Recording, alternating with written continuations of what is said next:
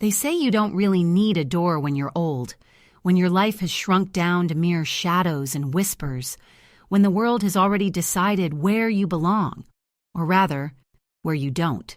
The moment my son told me, "You don't really need a door, Mom. It's not like you have a life that requires privacy," I knew something inside me broke quietly but irreparably. It wasn't just the absence of wood and hinges, the empty frame that once marked my space. It was the weight behind those words, the subtle but brutal erasure of my presence and dignity in a house that I had helped to build, where I had raised my children, where I had dreamed of growing old. That thin floral curtain hanging now in place of my bedroom door was less about letting in light or creating openness. It was a calculated symbol, a daily reminder that I was no longer entitled to boundaries or respect, that my privacy and autonomy were negotiable and, in their eyes, irrelevant. I am 74 years old. I have lived in this curtained room for nearly a year now, a guest in my own son's home, where my belongings have been sorted, shuffled, and sometimes discarded without notice or consent. Outside this flimsy fabric, the world moves on as if I am invisible, and inside I cling to memories of who I once was, quietly nursing the fragments of my self-worth. But this was not always my reality. There was a time when I had a solid door, a locked sanctuary of my own, when my voice carried weight, when my presence demanded attention and affection. Back then, I was the woman who baked pies with warm hands, who patched scraped knees and listened without judgment, who held the family's heart with steady, relentless care. Now the curtain sways softly every time someone passes by, a whispering mockery of the boundary that once stood firm. It is through this curtain that my son's children enter uninvited, their footsteps loud in the silence of my exclusion, their laughter an echo of a family that no longer includes me. They don't knock. They don't ask. They simply cross the threshold as if my space is no different than any hallway or closet. Sometimes, when the house settles at night and the voices fade into muted murmurs, I sit on the edge of the narrow bed and run my fingers over the threadbare quilt that covers me, tracing patterns of resilience woven into worn fabric. I remember how I used to sleep behind a door that shut out the noise of the world and protected my dreams. Now the curtain offers no shield, only exposure. I learned to swallow the sting of humiliation, to quiet the sharp ache of rejection that settled deep in my bones. There is a peculiar kind of loneliness in being surrounded by family, yet feeling profoundly alone.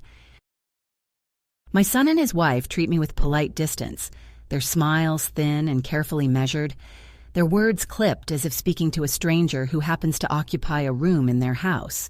Their version of care is a checklist of tasks done with the minimum required effort, their attention given only when convenient or performative. I have become the space filler, the silent observer, the guest who overstays her welcome in a home that was never truly hers anymore. When I first noticed the door was gone, I was out running errands, unaware of the quiet coup taking place behind my back. Returning home, I stopped short in the hallway, the familiar barrier replaced by a floral curtain that fluttered lightly in the draft. I reached out to touch the fabric, half expecting the solid oak I had closed behind me 100 times. But there was only the fragile, insubstantial curtain, a flimsy veil between presence and absence. I pulled it aside cautiously, stepping into the room I once claimed as my own, now feeling like a stranger entering a borrowed space. The walls, once warm with memories and familiar scents, now seemed colder, their bare surfaces echoing the void left by my displaced door. That evening I watched as my grandchildren passed through the curtain without hesitation or hesitation, their innocent disregard cutting deeper than any harsh word. I realized then that the door was never just a piece of wood. It was a boundary, a symbol of respect and belonging that had quietly been dismantled. I'm not angry, not yet, but there is a steady, growing ache in my chest, a mourning for the dignity stripped away one small act at a time. Each day the curtain sways a little more, as if mocking my attempts to stake a claim on my own space. I am left wondering how the place where I once felt safe and seen has become a stage for exclusion and erasure. Yet beneath the surface, beneath the curtain, something stubborn stirs inside me, a quiet resolve to reclaim what has been taken, to find a way back to myself in a house that no longer feels like home. I remind myself that a door, no matter how solid, is only a barrier. True boundaries come from within, and I am learning to build those walls again, brick by brick, silent but unyielding. The floral curtain may be thin, but my will is not. This is my story, not of surrender, but of awakening. And though I am here, behind a curtain where once there was a door, I am no longer invisible. The day they took down my bedroom door was the day everything changed. The moment the fragile piece that had kept me tethered to that house shattered without ceremony or explanation. It was a Saturday morning like any other, the sun filtering softly through the windows, casting long golden beams onto the worn carpet where I had spent countless quiet afternoons reading and knitting. I'd gone out early to the grocery store, making a careful list and preparing to cook the stew my son liked, the one that reminded him of childhood dinners when laughter filled every corner. I came back carrying bags heavy with fresh vegetables and the smell of baked bread, humming softly to myself, expecting the familiar comfort of home. But as I turned the key in the front door, a strange stillness greeted me, an unnatural quiet that made the hairs on my arms rise. I set the bags down and called out, "Hello?" "I'm back." No response. The living room was empty, the television off, the house feeling colder, emptier than before. I made my way down the hallway, each step echoing against the walls, until I reached the doorway that should have led into my sanctuary. Instead of the solid, painted wood I had always known, there was a curtain, thin, floral, fluttering softly with the faintest breeze from an open window. I stood frozen for a moment, confusion swirling inside me, before reaching out to brush the fabric aside. The room beyond was familiar, yet stripped of the comfort it once held. My chair was pushed back, the small table where I kept my favorite books was bare, and a faint scent of lavender, foreign and clinical, hung in the air. The door frame felt hollow without the door itself, a space open to anyone who cared to walk through. That evening, my son Daniel came home with his usual hurried step, dropping his keys on the counter and barely glancing in my direction. "I thought the door was just old and needed to go," he said dismissively when I asked about it, waving his hand as if brushing away an inconsequential detail. His wife Carla was nearby, her smile polite but tight, as if she too wanted to avoid the subject. "We thought the curtain would make things lighter, more open," she added quickly, as if saying it fast would make it true. But I knew better. The absence of my door was not a matter of design or convenience. It was a deliberate act, a quiet assertion that my presence was negotiable, that my boundaries were to be ignored. Over the following days, the truth settled like dust on old furniture. The curtain never closed completely. It was always slightly ajar, an invitation, or perhaps a challenge. The grandchildren, once careful around me, now treated my room like a playground, passing through without knocking, their laughter loud and careless. Carla reorganized my things with brisk efficiency, removing photographs that showed me with my children, folding away the quilts I had stitched by hand, replacing my favorite cups with sterile new ones that felt cold in my grasp. One afternoon, I overheard Carla whisper to Daniel, "She's just taking up space, and the door was the last thing that made it feel like she belonged here." The words cut deeper than any argument, not because they were spoken aloud, but because they were true in their cruelty. I realized then that I had become a ghost in their home, visible only when needed, but otherwise relegated to the shadows. My attempts to speak up were met with gentle silences or quick changes of subject, as if acknowledging my discomfort would make them complicit. When I confronted Daniel one evening, asking why they had taken down the door without telling me, He shrugged and said, "It's for everyone's comfort. We just want things to be easier." But it wasn't about ease. It was about control. Without that door, I had no privacy, no place to close off the world and be myself. I was expected to adapt, to disappear quietly behind a curtain, a faint pattern of flowers that fluttered but never stood firm. The removal of the door was more than a physical act. It was a message that my autonomy was no longer respected, that my role in the family had diminished to something ornamental, something to be tolerated at best. As the weeks passed, the emotional weight grew heavier. I found myself hesitating before entering rooms, questioning whether my presence was wanted or merely endured. The kitchen conversations became shorter, the smiles more forced. I watched as my son and his wife planned outings and events without including me, their calendars filled with family activities from which I was subtly excluded. The house that once felt warm and alive became a stage for a performance of polite neglect. Yet beneath this quiet erosion of my place in the family, a small but steady flame began to flicker within me. I refused to be erased entirely, to vanish like a forgotten photograph tucked into an old album. Each morning I told myself that I would find a way to reclaim my dignity, to draw boundaries that could not be crossed by thin curtains or indifferent glances. I started keeping a journal, recording the small acts of exclusion and the words left unspoken. Writing became my refuge, a way to give voice to the pain that otherwise went unnoticed. One afternoon, I found a box of old letters and photographs tucked away in the closet, reminders of a time when I was seen, when my presence mattered beyond the walls of this house. Holding those faded images, I remembered who I was before the curtain, before the silent dismissal. I was a woman who had loved fiercely, who had built a family with her hands and heart. I was not ready to surrender that identity, no matter how thin the fabric that now separated me from the world. In the quiet hours of the night, when the house slept and the curtain swayed gently in the breeze, I made a decision. I would not wait for their permission or pity. I would find a way to assert my boundaries, to reclaim the privacy and respect that had been stripped away. The curtain might flutter and fall, but I would stand firm. And so, the removal of my bedroom door was not just an act of exclusion, but a catalyst, a beginning of a journey toward reclaiming my self-worth and autonomy in a house that had grown too small for my spirit. The path ahead would not be easy, but I knew that beneath the thin fabric of that curtain, I was ready to rise.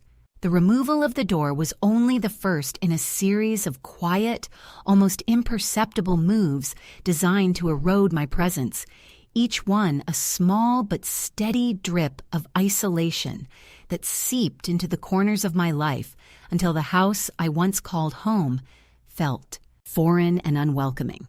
At first, these acts were subtle, almost innocent to an outsider, but to me, they built up like layers of dust, thick and suffocating. My belongings began to disappear without explanation. A photograph here, a favorite scarf there, all swept away with the same clinical detachment that had accompanied the removal of my door. One morning, I reached for my toothbrush only to find it missing. Later, Carla casually mentioned that she had cleaned out the clutter, her tone light, as if dismissing a mess left by a stranger. It was never a confrontation. No raised voices, no accusations, but the message was unmistakable. I was being erased, piece by piece, as if my existence was a problem to be solved rather than a presence to be respected. The children, once gentle and curious, had learned the unspoken rules of this new arrangement. They entered my curtained room without knocking, speaking loudly and sometimes laughing at things that felt like secret jokes to which I was not invited. Their footsteps echoed on the hardwood floors, a soundtrack to my shrinking world. One afternoon, as I sat quietly in my makeshift sanctuary, I overheard my grandson ask his mother why Grandma's room didn't have a door anymore. Carla's response, sharp and dismissive, was not meant for me but landed like a slap in the silence. Because she doesn't need one. She's just here to fill space. The words hung in the air long after they left the room, settling like a dark cloud over my heart. The kitchen, once a place of warmth and shared meals, became another site of exclusion. I found myself pushed to the margins during family dinners. My seat shifted to a corner where I could observe but not participate fully. Conversations flowed around me, snippets of plans and jokes that I was not part of. The laughter was lighter when I was in the room, as if people were conscious of my presence but reluctant to include me. When I tried to join in, my words were met with polite nods or hurried changes of subject. There was no cruelty in their reactions, only a calculated distance, a quiet closing of ranks that left me on the outside looking in. On some days, the house felt like a stage where I played the part of the nice old lady, the one who smiled and nodded but was never really seen. I became acutely aware of how much space I occupied, not just physically but emotionally, and how every inch of that space was being contested and diminished. Even the pantry was locked behind a door I was told I no longer had access to. Carla explained it was just for safety, a way to keep the children from grabbing snacks unsupervised. But I knew the truth. It was another boundary drawn to keep me out, to remind me that my role was limited, that my needs were secondary. I tried to hold on to the small rituals that had once grounded me. The morning cup of tea brewed exactly as I liked it, the evening spent reading by the window. But even these were disrupted. The teapot was replaced with a modern appliance that buzzed and beeped, unfamiliar and uninviting. My favorite chair was moved to the far side of the living room, out of the way, where I could watch but not engage. The days stretched long and lonely, punctuated by moments of quiet despair and a growing sense of invisibility. Friends I once counted on stopped calling, or their visits became less frequent, their concern muffled by the polite explanations I gave to avoid embarrassment. I found myself withdrawing, retreating behind the curtain that now served as my door, wrapping myself in a cocoon of silence. Yet, even in the midst of this quiet erasure, a small voice inside me refused to be silenced. I began to keep a notebook, jotting down thoughts, memories, and small acts of resistance. Each entry was a declaration that I was still here, still worthy of being heard and seen. I wrote about the ache of exclusion and the stubborn hope that one day I would reclaim my place, not as a shadow or an afterthought, but as a woman deserving of respect and belonging. There were moments when the weight of loneliness pressed so heavily on my chest that I wondered if I could endure much longer. I caught myself staring at the curtain, imagining tearing it down, demanding the door back, demanding recognition. But I knew that anger alone would not restore what had been lost. I needed a different kind of strength, one that came from patience, strategy, and a fierce belief in my own worth. Over time, I noticed how the patterns of exclusion extended beyond the walls of the house. Invitations to family gatherings became fewer, explanations more vague. My son's phone calls were shorter, filled with logistical details rather than warmth or inquiry. I realized that the curtain was not just a physical barrier, but a symbol of a deeper divide, one that separated me from the life I had once known and the family I had loved. The first escalation was not marked by any single dramatic moment, but by a slow, creeping erosion of presence and voice. It was in the silent meals eaten alone, the doors closed softly but firmly in my face, the casual dismissals that accumulated until I felt like a ghost, haunting a home that no longer belonged to me. Yet even in this shadowed place, I began to gather fragments of myself, pieces that refused to be discarded or forgotten. I sought out quiet corners in the neighborhood, walked slowly along streets lined with unfamiliar trees, and found solace in the soft rhythm of my own breath. In those solitary moments, I reminded myself that I was more than a curtained room, more than the sum of their dismissals. I was a woman with a past, a history of love and strength, and a future that I still had the power to shape. The first escalation was a lesson in resilience, a painful but necessary step in the journey toward reclaiming autonomy. It taught me to recognize the subtle forms of exclusion that can be as damaging as overt rejection, to hold on to dignity even when it feels like the world is closing in. It was the moment I began to understand that the path forward would require not just endurance, but action. Quiet, deliberate, and unyielding. Though the curtain remained in place, fluttering softly in the breeze, the woman behind it was no longer invisible. She was gathering strength, preparing to rise. In the dim quiet of the nights, when the house settled and all the usual noises softened into a familiar lull, I found myself touching the edges of the curtain more often, running my fingers along the thin rod that barely held it in place. The fabric was fragile, faded from sunlight and time, yet it was the only boundary I had left between myself and the rest of the world within that house. That delicate barrier, once a symbol of exclusion, became for me a threshold, a point of transition from the woman who had been quietly erased to one who began to stir with new intention. The weeks of quiet erosion and subtle dismissal had worn at my spirit, but beneath the surface, a shift was occurring, a slow, steady reclaiming of my own agency, the first cracks in the wall of invisibility. It began with small acts of defiance and self-care that others would dismiss as inconsequential, but which to me marked a profound transformation. I started by taking short walks outside, something I had not done alone for many years.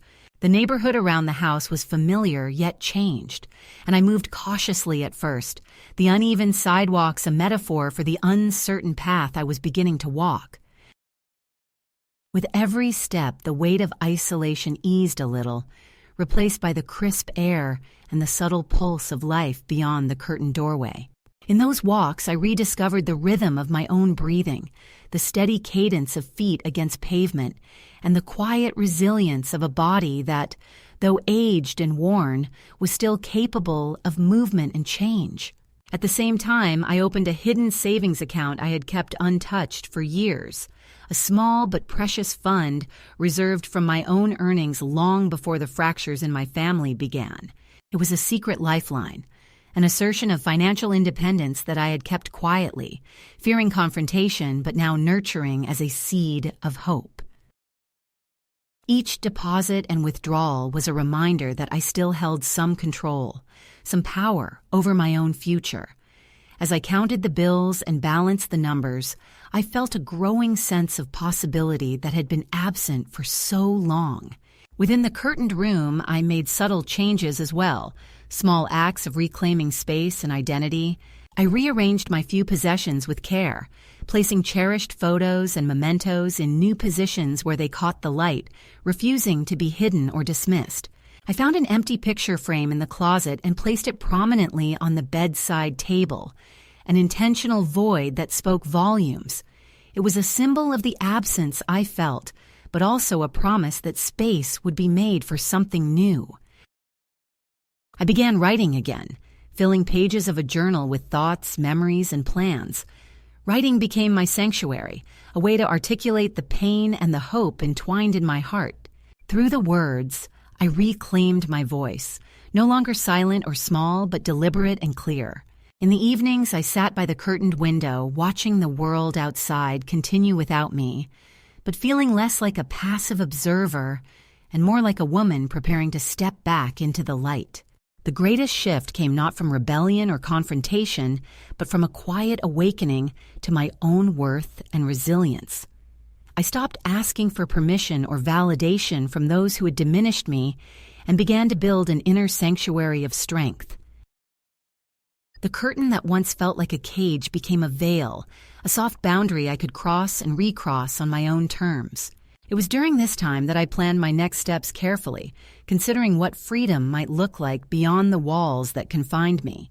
I researched small rental apartments and community centers, places where I could live with dignity and autonomy. I reached out quietly to an old friend who had moved to a nearby town, rekindling a connection that had faded but never fully broken. Each phone call, each message exchanged, was a lifeline back to the world I had been slipping away from. I found comfort in the simple rituals of daily life, brewing tea exactly as I liked it, reading books borrowed from the local library, tending to a small collection of houseplants that brought life and color to my curtained room. These acts were small but significant, each one a declaration that I was more than the sum of the dismissals and exclusions I had endured. At night, I dreamed again, not of returning to a past that had been fractured, but of a future shaped by my own choices. I imagined a life where I was not defined by the boundaries others imposed, but by the freedom I carved out for myself. The midpoint of my journey was not a dramatic confrontation or a sudden escape, but a slow, steady turning inward and then outward, a gathering of strength, a reclaiming of space, both physical and emotional. It was the moment I began to see myself not as a burden or a problem to be managed, but as a woman worthy of respect, autonomy, and love. This shift was fragile and gradual, marked by moments of doubt and fear, but propelled by a stubborn hope that refused to be extinguished. The curtain remained in place, its floral pattern a quiet reminder of the past. But behind it, I was no longer waiting for permission or approval. I was preparing to step beyond the confines of that curtained room and into a life of my own making, a life where boundaries were mine to define and protect. The house seemed to grow smaller every day, the walls closing in with quiet accusations that I was becoming less, fading like a shadow in a dimming room. After the slow erosion of my privacy, the removal of my door, the subtle shuffling of my belongings, and the curt dismissal of my presence, a new wave of exclusion began to surge, harsher and more direct than before. It was as if my family, having already pushed me behind a curtain where I was barely visible, now sought to finish the job, to push me entirely out of their lives and their home. The second escalation arrived not with the quiet indifference of before, but with a cold, calculated firmness that left no room for misunderstanding. One evening, as the twilight cast long shadows across the living room floor, I overheard my son, Daniel, and his wife, Carla, speaking in hushed tones near the kitchen doorway. Their voices were low, laced with the familiar mix of frustration and certainty that I had come to dread. "She's using too much hot water again," Carla said sharply. Her words clipped like commands. "It's driving up the bills, and it's not like she even needs a full shower every day." Daniel sighed, rubbing the back of his neck, a gesture I had seen before when he was trying to reconcile his guilt with his resolve. "We've talked about assisted living. Maybe it's time to start making arrangements." The phrase hit me like a cold wave, an announcement not directed at me but about me, as if I were not in the room but merely an object of discussion. Assisted living. The words conjured images of sterile rooms, strangers' voices, and the final severing of ties that had once bound me to my family. I felt the room tilt beneath me, the fragile ground of my remaining autonomy crumbling. Later that night, I confronted Daniel quietly, choosing my words carefully as if each one were a precious commodity. "I heard what you said," I began, my voice steady but edged with a pain I could not fully mask. "Do you think I'm ready to leave my home? To be someone else's responsibility?" He looked away, unable or unwilling to meet my gaze. "We just want what's best for you, Mom," he said. "Someplace safe, with people who can help." "Safe," I echoed, the word tasting bitter. "I have safety here. It's not in a place where I'm just a resident, waiting to be managed." The conversation ended with no resolution, only a cold silence that settled between us like dust.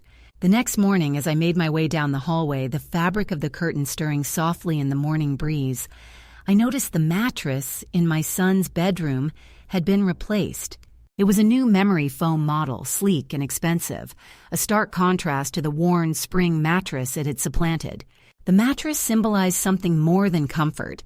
It was a fortress of control and detachment, a physical manifestation of the emotional walls growing thicker between us. I observed how Daniel praised the mattress, talking about its benefits for his back and how it made his sleep deeper and more restful. The luxury of it felt like a silent taunt, a reminder that my needs and comforts were no longer part of the household equation. That night, as the house quieted and the shadows lengthened, I carried out a quiet act of reclamation. I gathered several large bags of ice from the local store, heavy and cold in my hands, and brought them up the stairs to Daniel's room. Without a word, I carefully removed his pristine sheets and slid the bags beneath the mattress cover, layering cold packets strategically where his body would rest. The icy chill seeped through the fabric, a subtle but persistent discomfort that would disrupt his sleep and unsettle the comfort he had so easily claimed. I left the room silently, the soft click of the door echoing like a whispered message. Boundaries are not given lightly, and respect is not to be assumed. The next morning, the house woke to an unusual tension. Daniel emerged from his room looking disheveled and confused, muttering about restless sleep and strange chills. Carla noticed immediately, her concern tinged with suspicion. "Did you feel the air conditioning? Maybe it's just the new system," she speculated, but the unease lingered. I said nothing, watching from my curtained refuge as the discomfort settled like a quiet victory. The act was not born of spite or malice, but of a need to reclaim a measure of power in a situation where I had been stripped of so much. It was a reminder that I was still here, that my presence mattered, even if others chose to ignore it. The weeks that followed saw a tightening of control over my daily life. Carla began dictating my schedule, suggesting when I should eat, sleep, and even bathe, framing her commands as concern, but wielding them as tools of domination. Daniel joined in, reinforcing the narrative that my independence was fragile and that I was better off under their watchful eyes. Invitations to family dinners became rare and conditional, often postponed or canceled with excuses of too much going on. When I did attend, I was treated with a forced politeness, the warmth of genuine connection replaced by a chilly civility that left me feeling more like a guest than a mother or grandmother. The grandchildren, sensing the tensions, became more distant, their interactions perfunctory and brief.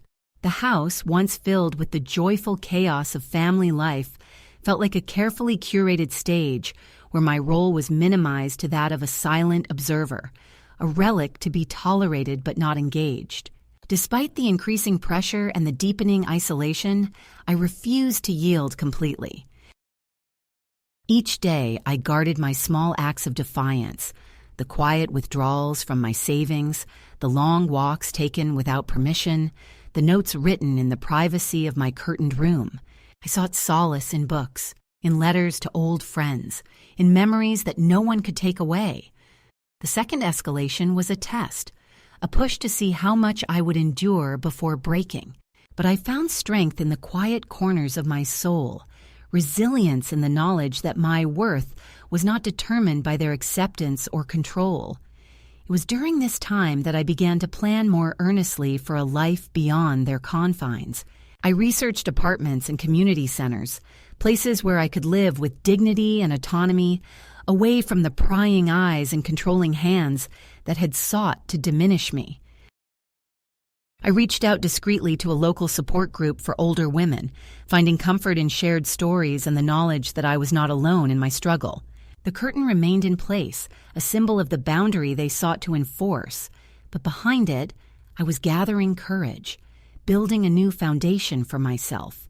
The second escalation was painful and isolating, but it was also a catalyst, forcing me to confront the reality of my situation and to take steps toward reclaiming my life.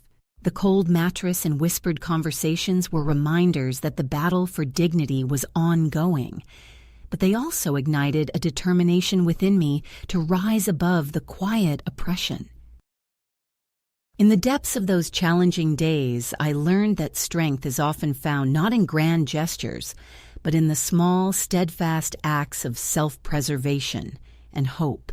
The path ahead was uncertain, but for the first time in a long while, I could see a glimmer of light beyond the curtained doorway, a promise of freedom and respect waiting to be claimed. The moment I decided to leave was not born from rage, but from a deep and quiet resolve that had been growing inside me for months, nourished by the small acts of defiance and the steady realization that the life I was living was no longer mine to claim. It came one morning as I sat behind the faded floral curtain that had replaced my bedroom door, watching the sunlight filter weakly through the thin fabric, casting pale shadows across the room that had become both my prison and my sanctuary. The curtain fluttered softly in the morning breeze, a delicate veil between the woman I had been and the woman I was becoming. I had spent countless nights imagining what it would be like to step beyond that curtain, to reclaim my space, my dignity, and my autonomy. On that day, the imagining became a plan. I rose from the narrow bed with a steady breath, feeling the weight of years pressing on my shoulders, but also the lightness of a choice finally made. I packed a single suitcase, carefully selecting the few belongings I would take.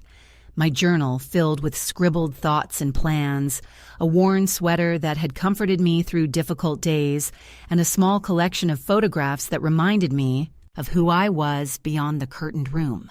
I folded each item with care, a ritual of respect for the life I was leaving behind and the life I was about to begin. There was no note, no dramatic farewell, only the quiet certainty that I did not owe anyone an explanation for reclaiming my freedom. The morning was still and cool as I slipped out of the house, the familiar creak of the front door behind me sounding like the closing of a chapter and the opening of another.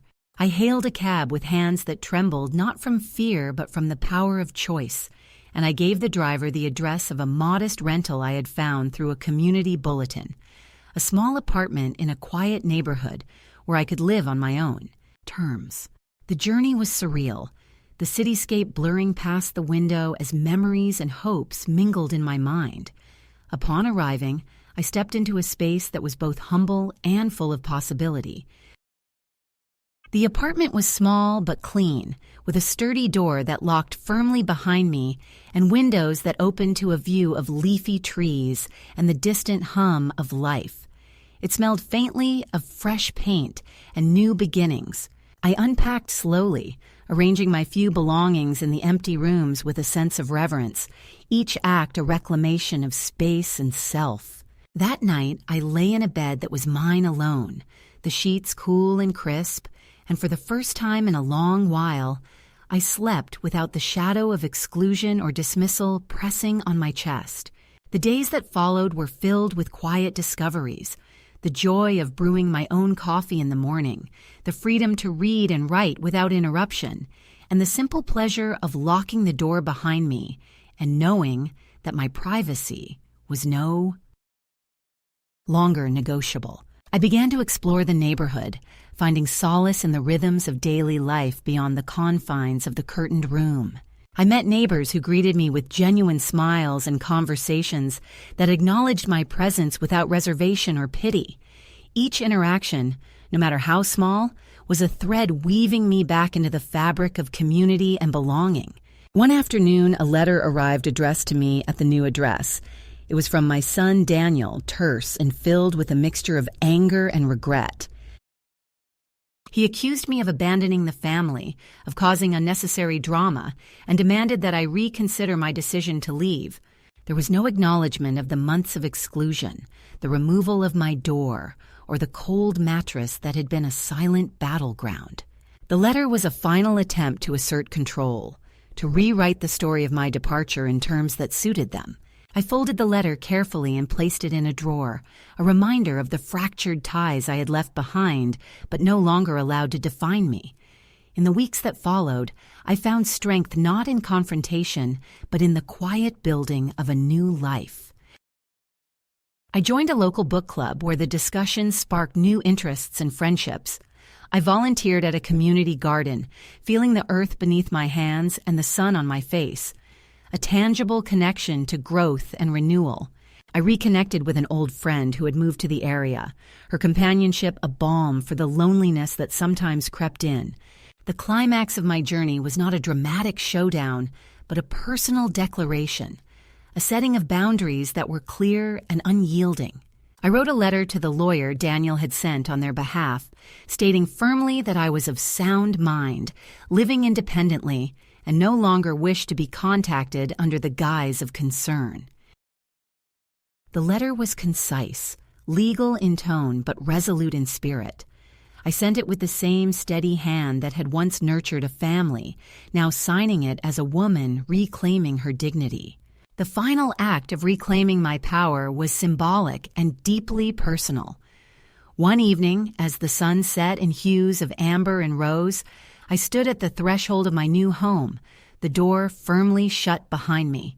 I placed a small plaque on the door, a simple wooden sign that read, "Not a guest, a resident." It was a quiet but profound assertion that I was no longer invisible, no longer a shadow behind a curtain, but a woman who had reclaimed her space and her voice. This moment, more than any confrontation or argument, marked the turning point, the culmination of months of quiet suffering, resilience, and renewal. In the safety of my own home, I found peace not because I had severed ties with my past, but because I had embraced the possibility of a future shaped by my own choices. The curtain was gone, the door was solid, and the boundaries were mine to keep. And in that, I found not just freedom, but a profound healing, a restoration of self that no one could take away. In the weeks and months that followed my departure, a new rhythm settled into my life, one marked by quiet moments of peace and the slow rebuilding of my sense of self that had long been overshadowed by exclusion and dismissal. My small apartment, once unfamiliar and bare, grew into a sanctuary filled with the textures and colors of my choosing, a place where I was no longer a guest but a resident, fully present and respected. Each morning began with the ritual of brewing coffee just the way I liked it, savoring the rich aroma and the warmth of the cup in my hands. These simple acts, once taken for granted, now carried profound meaning, reminders that I was capable of caring for myself and reclaiming the pleasures that life could still offer. Outside my window, the neighborhood bustled gently with the sounds of children playing, birds singing, and neighbors greeting one another in passing. I walked these streets often, rediscovering the joy of solitude and the comforting rhythm of a body in motion. With every step, the heavy weight of past burdens lifted, replaced by a growing confidence that I was no longer tethered to a life that sought to diminish me. One of the most unexpected gifts of this new chapter was the rekindling of relationships that had faded, but never fully broken. I reached out to my grandson, Kieran, the one family member who had shown warmth and concern when others had turned away. Our conversations began cautiously, tentative bridges built over years of silence and pain. He spoke softly, without judgment or expectation, simply wanting to know how I was and to share pieces of his life with me. In return, I listened with an open heart, grateful for a connection that felt genuine and healing. Kieran's letters and phone calls became a thread weaving me back into the fabric of family, not as an obligation or a shadow, but as a person worthy of love and respect.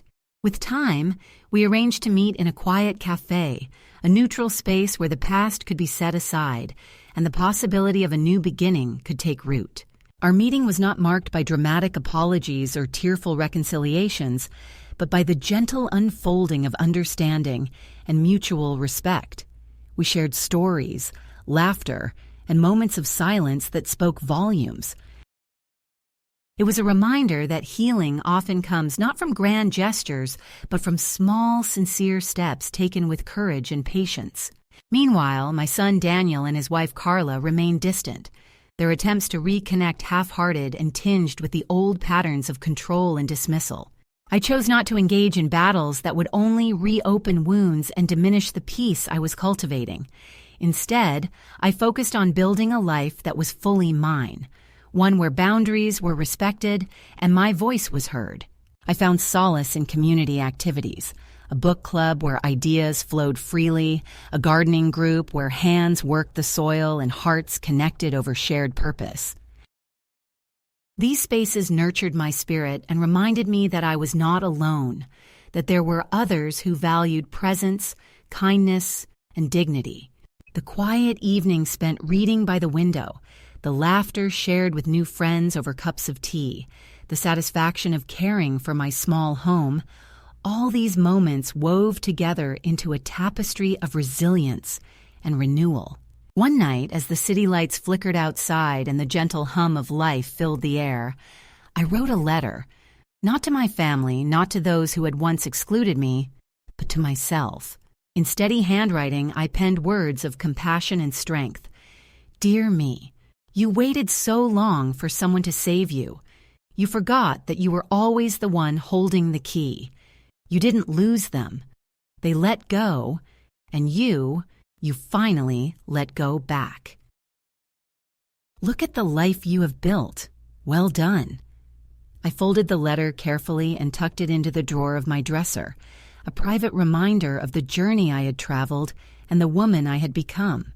The days continued, marked not by grand celebrations, but by the quiet certainty of belonging, to myself, to my community, and to the life I had chosen. The shadows of the past still lingered at times, but they no longer held power over me.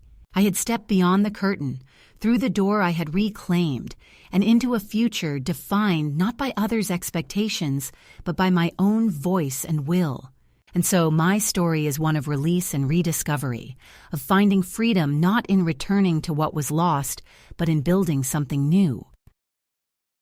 To any woman who finds herself behind a curtain where once there was a door, know this: your worth is not diminished by others' disregard, and your voice is waiting to be heard. It is never too late to step into the light, to claim your space, and to live a life of your own making. When you do, you will find that the door you thought was closed was only waiting for you to open it from the inside. They told me it was just a small favor, something that wouldn't take much of my time, a way for me to be useful now that I didn't have a job anymore. My daughter Claire said it with that soft, patronizing tone she had perfected over the years. Mom, you can help us out by picking up Sophie from school a few days a week. It'll keep you busy, you know? Busy, as if my life were an empty box in need of filling. I agreed at first, because I love my granddaughter, and the thought of spending more time with her seemed like a gift. But a gift should be freely given and joyfully received, not twisted into a quiet obligation that begins to consume your days, your energy, and eventually your sense of self. It started small, 2 afternoons a week, just until they got through a busy period at work. I'd walk the familiar streets to the school, stand among the other grandparents and parents, and watch Sophie's face light up when she saw me. We'd walk home together, talking about her day, her friends, the things she was learning. It felt good in the beginning. But soon, 2 afternoons became 3, then 4, until it was every single weekday, rain or shine, whether I was feeling well or not. My daughter never asked if it was convenient. She simply assumed I'd be there, a permanent fixture in Sophie's routine. The real shift happened one afternoon when I was feeling unwell, dizzy, my legs unsteady beneath me. I called Claire at work and said I couldn't manage the walk to the school that day. There was a pause, a sharp intake of breath, and then her voice turned cold. Well, I guess I'll just have to leave early and explain to my boss why. My 74-year-old mother can't even pick up her own granddaughter. The guilt slid in like a knife between my ribs. I pushed myself out the door, heart pounding, telling myself I could rest later. That was the day I understood this wasn't help I was giving. It was a debt they believed I owed. As months passed, my role expanded beyond school pickups. I became the default babysitter whenever they wanted an evening out, the emergency backup when Sophie was homesick, the stand-in parent for school events. My own plans, rare as they were rearranged or canceled entirely if they conflicted with what Claire needed. If I ever hesitated or tried to say no, I was met with the same heavy sigh and veiled accusations. We just thought you'd want to be part of her life. I guess we were wrong. What hurt most wasn't the exhaustion or the loss of my own time. It was the quiet erasure of my personhood. I stopped being seen as a mother, a woman with her own life and choices, and became a convenience. I noticed it in the way Claire spoke to me, as if I were an employee she was only barely satisfied with. I noticed it in how Sophie's thank yous became automatic, almost rehearsed, like something she'd been told to say without really thinking about it. The breaking point came one winter evening when the roads were slick with ice. Claire and her husband had gone to some dinner, leaving me with Sophie. I slipped on their front steps while taking the trash out and fell hard, my hips screaming in pain. I lay there in the cold, snow seeping into my coat, calling for Sophie to get my phone. Claire's number was on the screen in seconds, and when she answered, I told her what happened, my voice trembling. She didn't ask if I was all right. She didn't offer to come home. She just said, "Well, I guess you'll have to wait until we're done here. Can you make it inside? We're in the middle of dessert." Something in me broke cleanly then, not from the fall, but from the realization that I was a placeholder, a tool, a reliable background presence that they assumed would never falter. I managed to get inside, wincing with every step, and sat down in their kitchen with a blanket wrapped around me. When they came home hours later, Claire's only comment was, "You should have been more careful." That night, in the small apartment I still kept but rarely used because I was always at their house, I made a decision. I would not be their silent servant anymore. I would not keep erasing my needs and my health to make their lives more comfortable. The next day, I called Claire and told her I could no longer be the default caretaker. My voice was steady, my words chosen carefully. "I love Sophie, but I can't keep doing this. My life matters too, Claire. I need my own time, my own health, my own dignity." The reaction was as I expected. Anger, accusations of selfishness, cold silences. But beneath her fury, I could hear something else. The realization that I meant what I said. That I would not be persuaded by guilt or obligation anymore. The first week was hard. I missed Sophie's daily chatter, her hand in mine on the walk home. But I began to fill my days with things I had pushed aside. Visits to the library, long walks by the river, mornings spent in cafes with a book and no clock ticking over my head. Months later, Sophie visited me at my apartment for the first time. She looked around at the plants in the window, the books stacked neatly on the shelves, the warmth of the small space. "It's nice here, Grandma," she said, curling up on my sofa. I smiled, feeling something loosen in my chest. "It's mine," I told her. "All mine."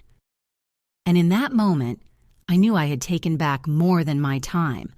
I had taken back myself,